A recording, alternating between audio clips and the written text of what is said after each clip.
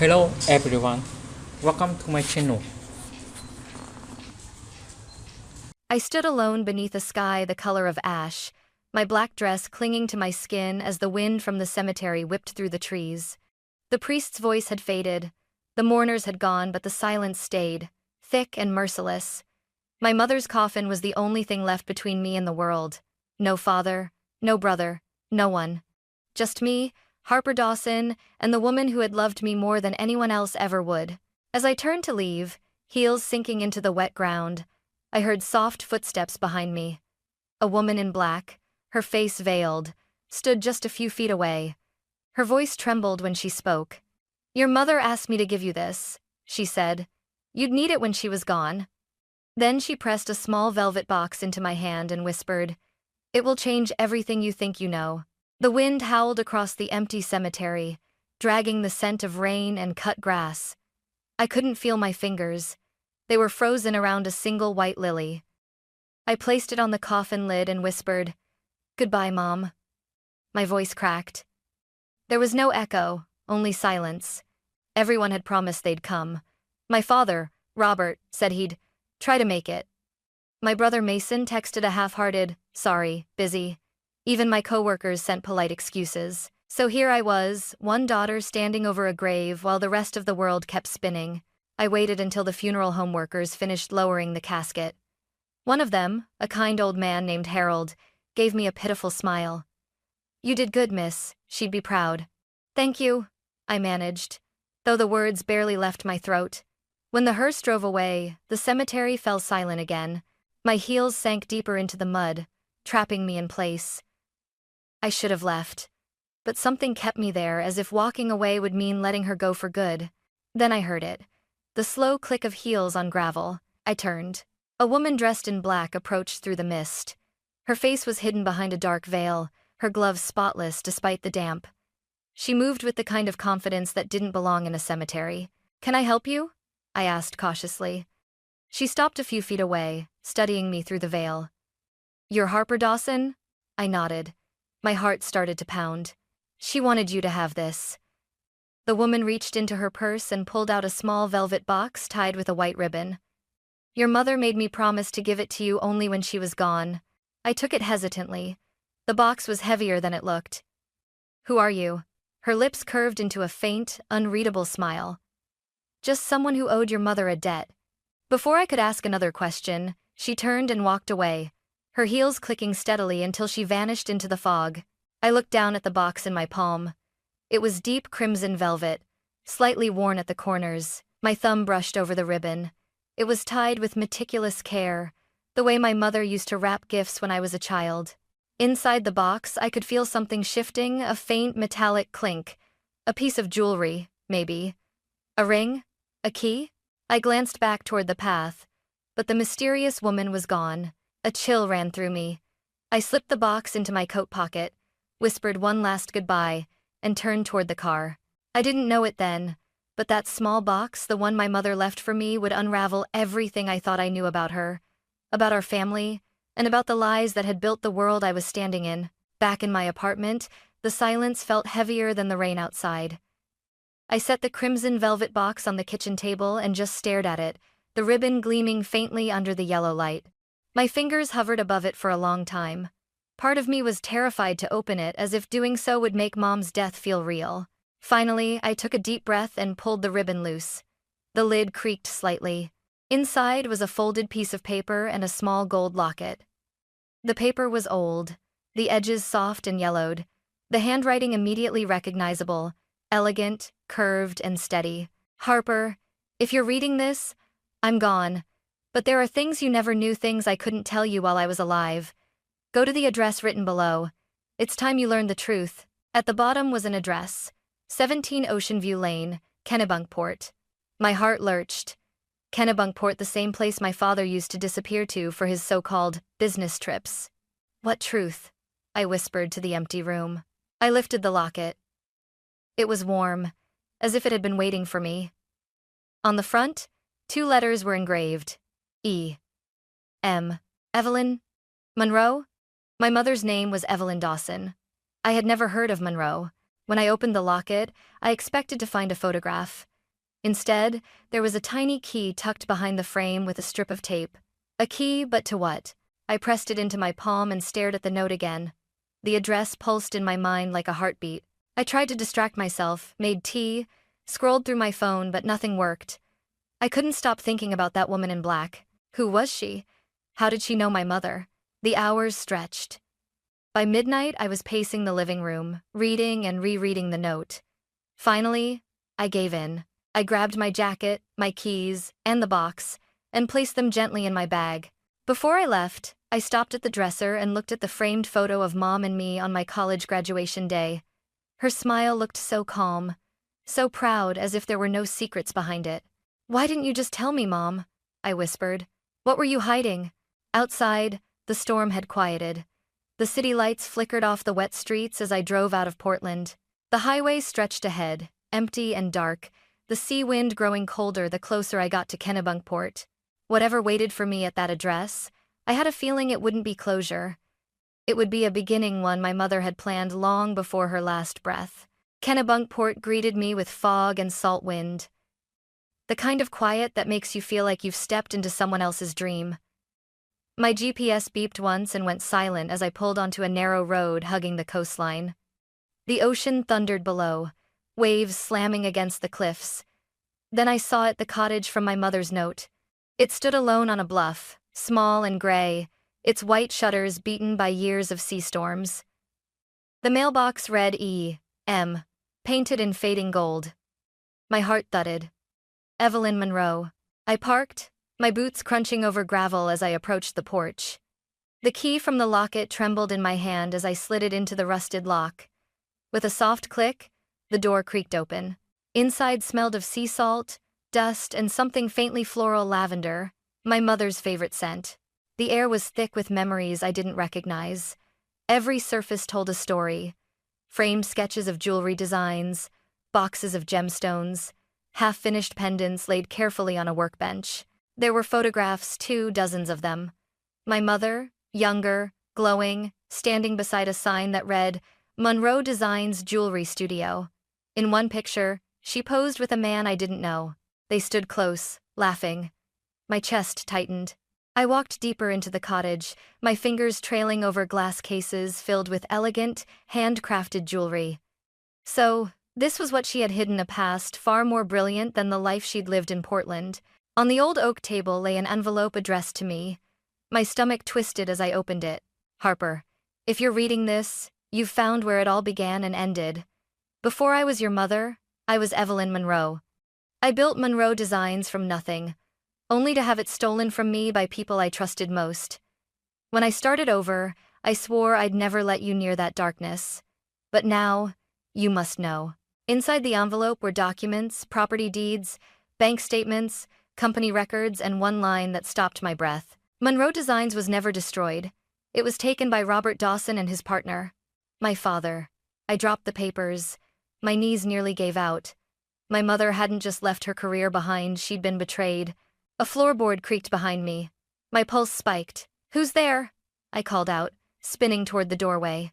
A shadow moved, tall, deliberate, familiar. Then, a voice I knew better than my own heartbeat. "Nice place, isn't it?"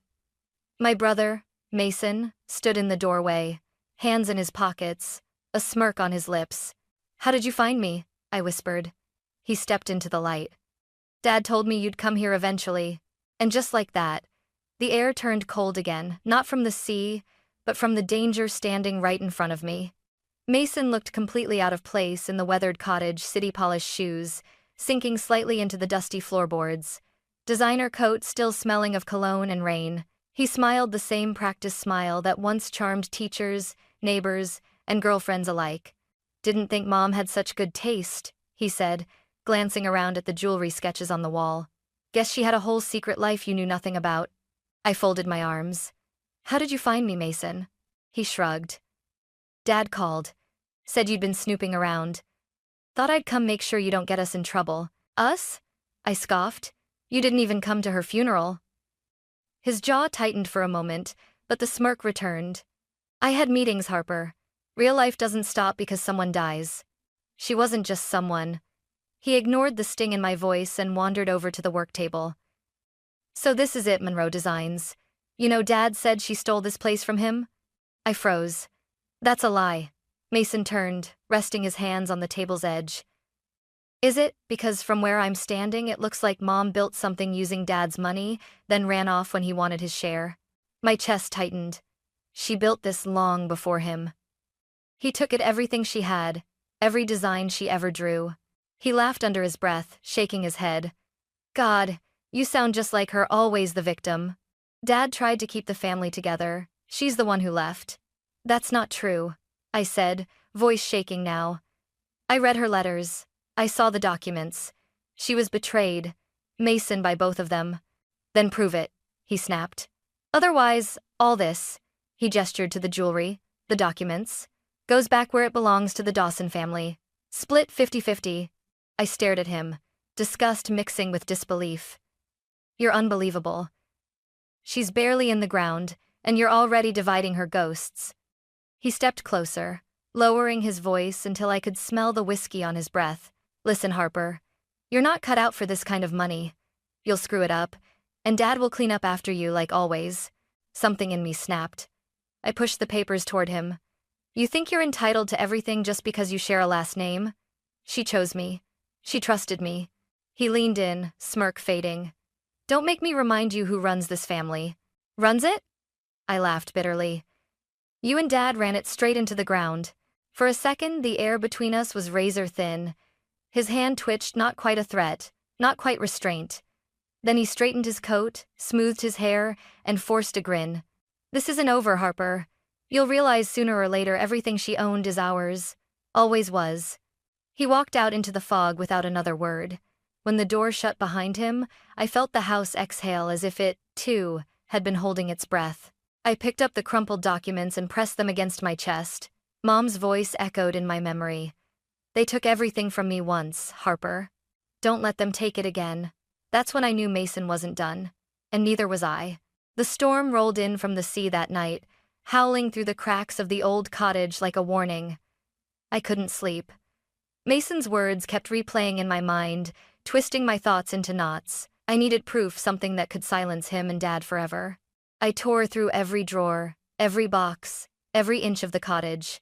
I found receipts, sketches, contracts, but no confession, no letter explaining how it all went wrong. My flashlight flickered as thunder rattled the windows. Then, when I pulled open the bottom drawer of Mom's old dresser, the wood caught halfway jammed.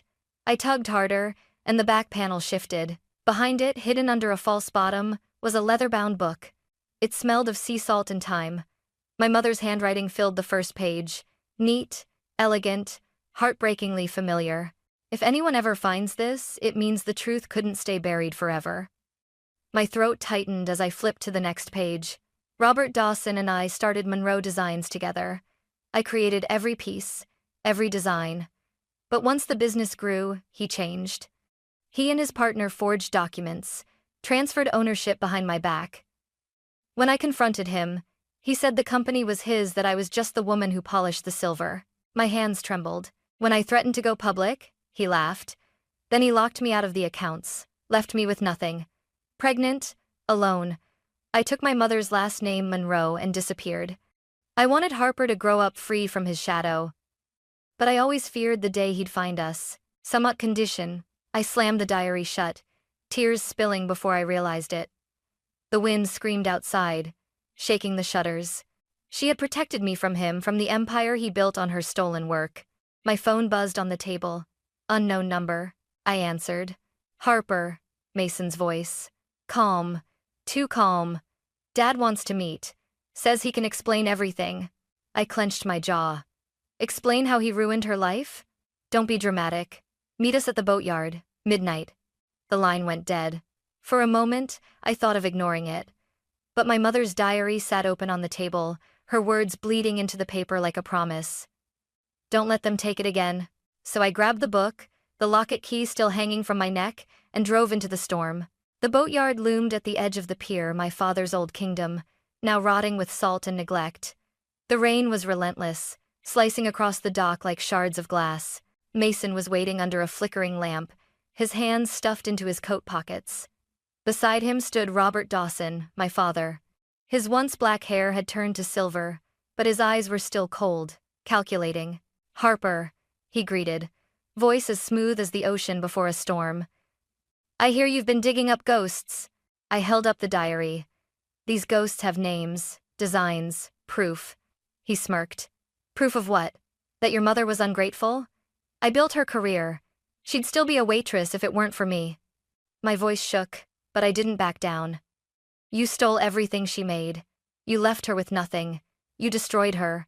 "She destroyed herself," he snapped. "She chose pity over power. And now you're doing the same." Mason stepped forward. "Dad, maybe we should—" "Quiet," Robert barked. His glare pinned me in place. "You think you're different, Harper? You think you can bring me down with her old notebooks?" He reached out, grabbing the diary from my hands. "Let me guess, this is your big evidence? Her melodramatic rambling?" I snatched it back. "It's her truth." Lightning flashed, illuminating the fury in his eyes. "Truth is written by the winners," he hissed. And then he lunged. I stumbled backward as his hand struck the table, scattering rusted tools across the floor.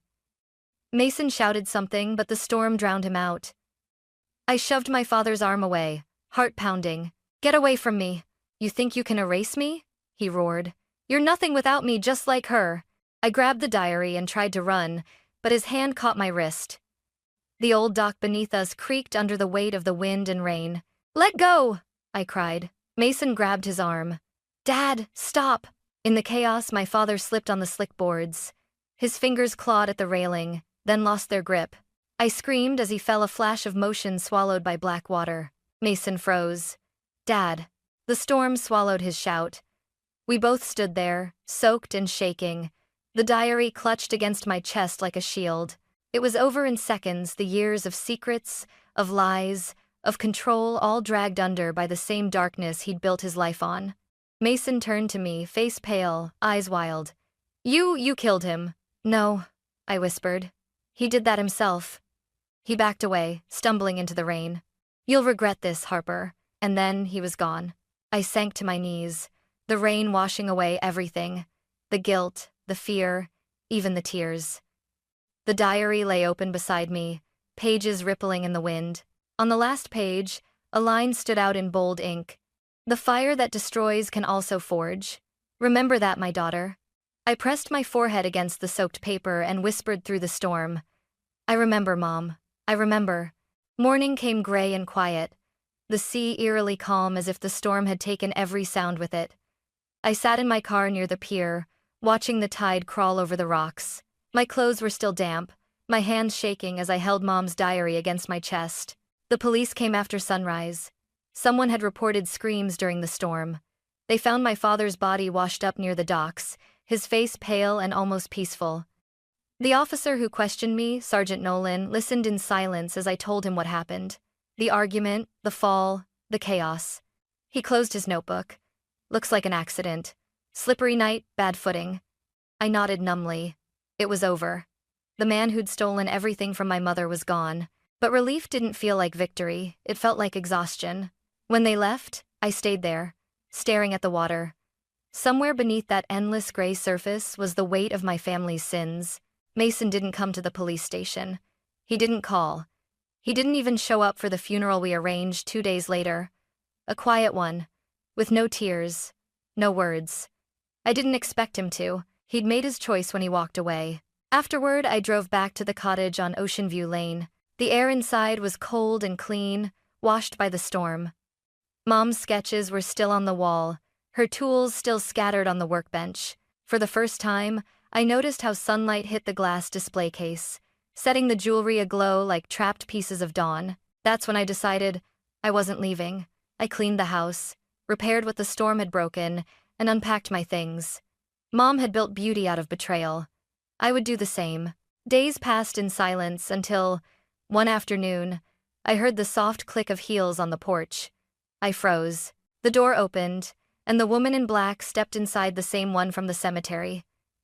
This time, her veil was lifted. She had kind eyes, faintly lined with age, and a gentle smile. "You kept your promise," she said.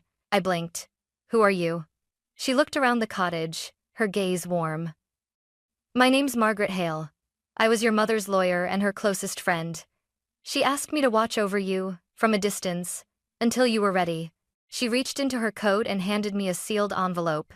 Your mother left one last note, she said softly, for when the storm finally ends. Inside, in my mother's handwriting, was a single line. The fire that destroys can also forge. Keep creating, Harper. That's how you stay alive. And for the first time in weeks, I let myself cry not from pain, but from something that almost felt like peace. Weeks drifted into months, and the sea grew calmer inside me too. The cottage no longer felt like a hiding place. It felt like home. I woke each morning to the sound of gulls and waves instead of phone notifications or city noise. Mom's workbench became my altar. Her sketches, her unfinished rings, the scent of clay and polish, everything she'd left behind was a map leading me back to her. I reopened Monroe Designs under her original name, Evelyn Monroe Jewelry Studio. I didn't chase clients or money. I simply worked, crafting each piece by hand, just as she had. The first necklace I finished bore the initials E.M. in delicate engraving. When I placed it in the display case, sunlight hit the silver and filled the room with a quiet glow. Word spread faster than I expected. Locals stopped by, curious about the woman reviving the Monroe legacy. They asked questions, shared stories they'd heard about my mother, and soon, orders started coming in, small at first, then steady. I hired help women who reminded me of Mom. A single mother named Tara who'd lost her job at the diner. An older woman, Judith, whose husband had passed but still smiled like sunlight through rain. Together, we laughed, worked, and slowly brought life back to the place. One afternoon, as I was sorting invoices, a letter slid under the front door. No return address. I opened it carefully. You won, sis. I'm out of the country. Don't look for me. Mason. I read it twice. The ink was smudged, hurried. No apology, no regret, just surrender. I folded the letter and slipped it into the diary, beside my mother's last words. Then I locked it in the drawer, the same one where she had once hidden her pain. Outside, the sun dipped low, scattering gold over the waves. I stood on the porch, hands in my pockets, breathing in the scent of salt and lavender. For the first time in a long while, I didn't feel haunted by the past. I felt anchored. Mom had built her legacy out of fire. I would keep it burning not for revenge, but for rebirth. It's been a year since the night the storm took my father, and with him, the last shadow of the life I thought I knew. The cottage now hums with quiet rhythm, the whir of tools, the laughter of women shaping beauty out of metal and memory. The world calls it Monroe Designs Reborn, but to me, it's simply home. Every piece we make carries part of her, the curve of a pendant like her smile, the shimmer of a ring like sunlight on her hair. I keep the gold locket on my neck, the one that once held the key. Inside it now rests a folded note that I wrote myself. Keep creating, Harper. That's how you stay alive. Sometimes I walk to the cemetery by the sea, a single lily in my hand. Her grave overlooks the water, the same waves that once stole so much from us but also gave us back our strength. I sit there for hours, talking to her softly about the women in the workshop, about how her designs live again, and how people finally speak her name with respect. I found everything you tried to protect me from, I whisper. And I understand why you hid it. You didn't want me to carry your pain. But now I see it wasn't pain you left me. It was purpose. The wind always answers, lifting the edge of my hair, brushing my cheek like a mother's touch. When I walk back toward the cottage, the horizon is gold with evening light. The fire in the kiln glows through the windows, steady and alive. Mom once wrote, "The fire that destroys can also forge." Now I finally know what she meant. She didn't leave me an inheritance, she left me a flame, and I'll keep it burning. For her, for me, and for every woman who's ever had to rebuild from ashes.